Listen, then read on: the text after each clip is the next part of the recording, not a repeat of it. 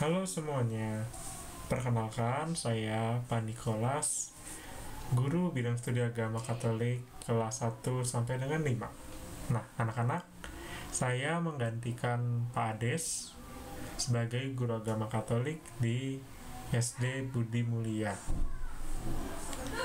Saya perkenalan dulu ya, saya umurnya 21 tahun, berasal dari Jakarta. Lalu saya memiliki hobi untuk makan, ya bisa kelihatan dari badan saya yang cukup gemuk. Saya menyukai makanan, saya suka makan. Lalu saya baru lulus di pendidikan keagamaan Katolik kelas saya baru lulus di pendidikan keagamaan Katolik Universitas Atmajaya.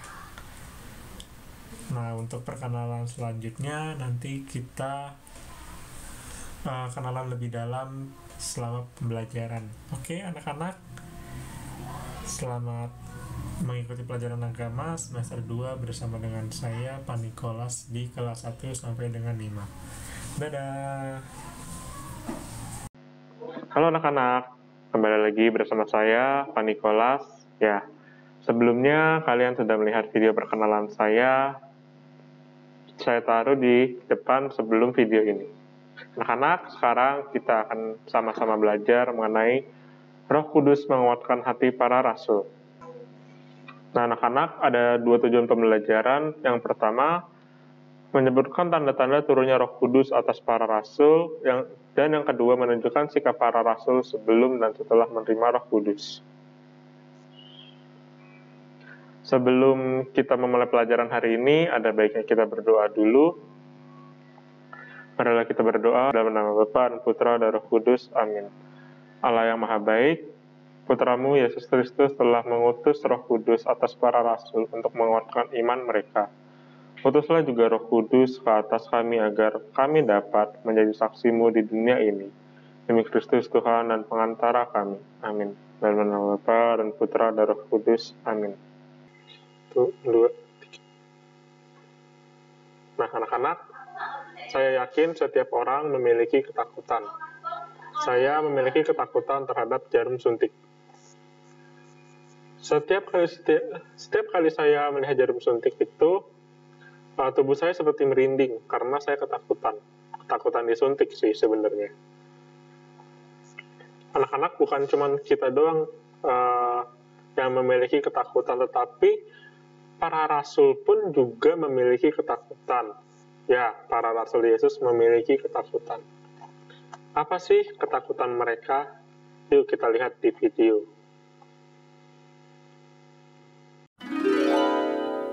Roh Tuhan datang untuk menolong.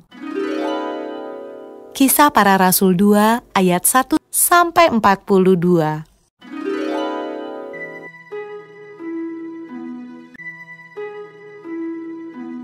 Setelah Yesus naik ke surga,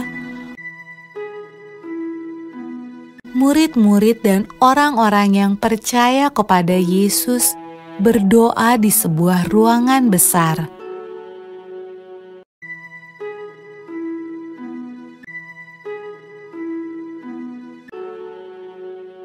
Lalu, sesuatu yang menakjubkan terjadi. Awalnya terdengar seperti tiupan angin yang kencang.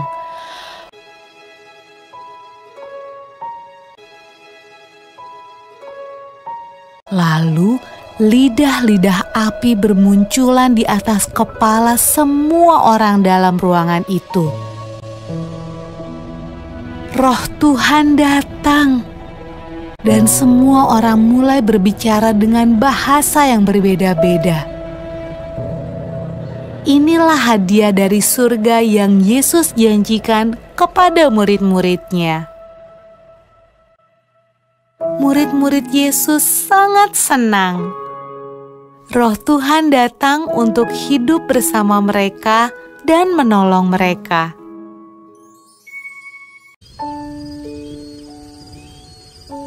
Pada malam ketika Roh Tuhan turun ke atas murid-murid Yesus, ada banyak orang asing di Yerusalem. Mereka berbicara dengan bahasa yang berbeda-beda. Waktu mereka mendengar murid-murid Yesus berdoa, mereka datang untuk melihat suara ribut apa itu.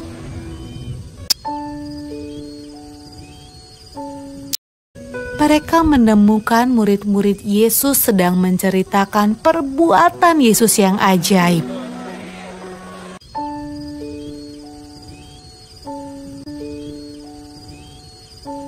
Tetapi mereka semua terkejut karena mereka mendengarnya dalam bahasa mereka masing-masing. Wah, apa artinya ini?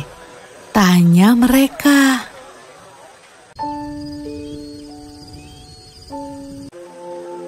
Roh Kudus selalu membantu semua orang yang mengikut Tuhan Yesus sampai sekarang.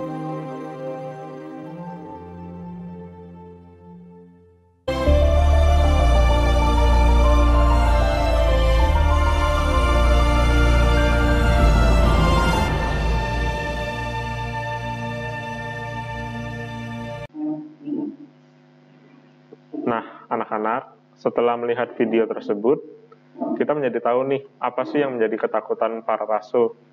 Yang menjadi ketakutan para rasul adalah ketika Yesus wafat. Setelah Yesus wafat, para murid ini, para rasul ini kembali ke rumah mereka masing-masing. Mereka kembali kepada pekerjaan lama mereka. Terus ada 2 murid yang mau pergi ke Emmaus. Lalu Rasul Petrus menangkap ikan kembali, dan ketika 2 murid yang berjalan ke Emmaus itu bertemu dengan Yesus, awal-awalnya mereka tidak mengetahui bahwa itu Yesus. Mereka di dalam kisah para rasul dijelaskan kalau mereka itu matanya seperti tidak dapat melihat Yesus, melihat orang lain. Lalu ketika Yesus menegur mereka yang tidak percaya kepada Yesus, 2 murid itu menjadi tersadar bahwa ternyata selama ini yang berjalan dari tempat mereka mau pergi ke Emmaus itu adalah Yesus. Lalu 2 murid itu kembali lagi ke Yerusalem menemui para murid-murid lainnya. Rasul Petrus pun juga ditegur oleh Yesus karena dia tidak percaya. Lalu anak-anak, murid-murid yang menetap di Yerusalem itu berkumpul di satu rumah dan mengunci diri. Kenapa mereka mengunci diri?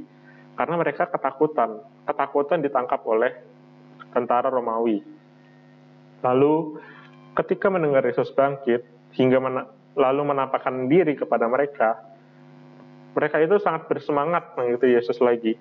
Jadi ketika mereka dari lesu, dari tidak semangat mengikuti Yesus, ketika Yesus menampakkan diri kepada mereka, ini loh, aku sudah bangkit. Lalu mereka menjadi semangat lagi untuk mengikuti Yesus. Selama 40 hari, Yesus menampakkan diri kepada mereka, dan para rasul Yesus meminta para rasul untuk tetap tinggal di Yerusalem. Yesus ingin melengkapi mereka dengan karunia Roh Kudus. Setelah 40 hari, Yesus menampakkan diri kepada mereka, lalu Yesus naik ke surga. Dan setelah 10 hari kenaikan Yesus, Roh Kudus turun kepada para rasul. Roh Kudus itu turun dengan berbagai tanda, yakni yang pertama dengan tiupan angin keras, yang kedua dengan lidah-lidah seperti nyala api. Tiupan angin keras itu merupakan lambang dari kehidupan, dan api merupakan lambang dari semangat. Dengan Roh Kudus, para rasul mendapatkan kehidupan dan semangat yang baru. Nah, anak-anak, di pembelajaran kali ini, kita diharapkan dapat berbicara di depan umum dan lebih berani lagi mengungkapkan pendapat. Karena Yesus itu selalu berserta dengan kita dimanapun kita berada. Jadi, kita tidak usah takut-takut lagi untuk berpendapat, tidak usah takut-takut lagi untuk berbicara di depan umum karena kita ini sama-sama murid-murid Yesus, kita sama-sama anak-anak Allah, kita sama-sama juga dicurahi oleh Roh Kudus. Maksudnya dicurahi oleh Roh Kudus apa Pak? Nah, itu di pelajaran selanjutnya. Saya buat kalian penasaran dulu. Penugasan anak-anak, penugasannya sudah saya tampilkan di Edmodo, sudah ada di Edmodo. Jangan lupa diisi, dikerjakan dengan baik dan benar ya. Dan yang paling penting adalah dikerjakan oleh diri sendiri. Oke? Sebelum kita mengakhiri pelajaran hari ini, ada baiknya kita doa penutup. Marilah kita berdoa dalam nama Bapa dan Putra dan Roh Kudus. Amin. Ya Bapa, terima kasih karena Engkau telah membimbing kami sampai hari ini. Terima kasih pula karena Engkau telah mengutus Roh Kudus ke atas para rasul. Berkatilah kami agar dapat mengikuti jejak rasul-Mu untuk menjadi saksi-Mu di dunia. Demi Kristus Tuhan dan pengantara kami. Amin. Dalam nama Bapa dan Putra dan Roh Kudus. Amin. Sampai jumpa lagi. Dadah.